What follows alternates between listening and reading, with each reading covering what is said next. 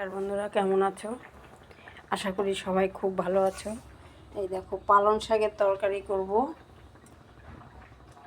হচ্ছে তোমার তেলাপিয়া মাছ দিয়ে। কে কে খেয়েছো কমেন্ট করে জানিও। ফোড়নে দিচ্ছি রাঁধুনি, এবার দেবো কাঁচা লঙ্কা চিড়ে রেখেছি। এবার দিয়ে দিব চিকন চিকন করে আলু কেটে রেখেছি।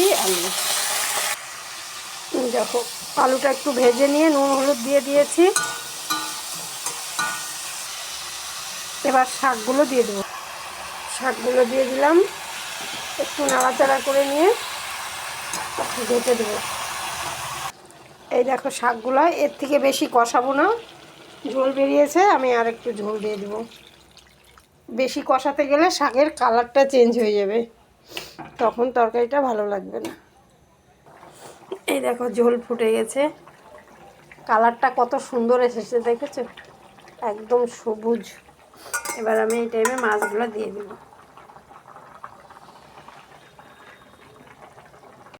মাছগুলো দিয়ে দিলাম, এখন আমি আরেকটু ঢেকে দেবো।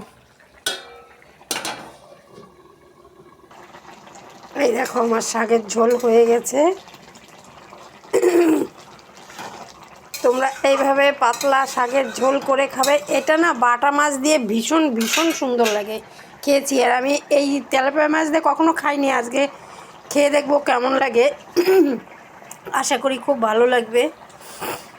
আর তরকারিটাতে আমি যখন ঝোল দিয়েছি তোমাদের দেখিয়েছি, তারপরে আমি আরও একটু ঝোল দিয়েছিলাম, তোমাদের বলা হয়নি। তো তোমরা এইভাবে করে খাবে, খেয়ে কমেন্ট করে অবশ্যই জানাবে কেমন হয়েছে।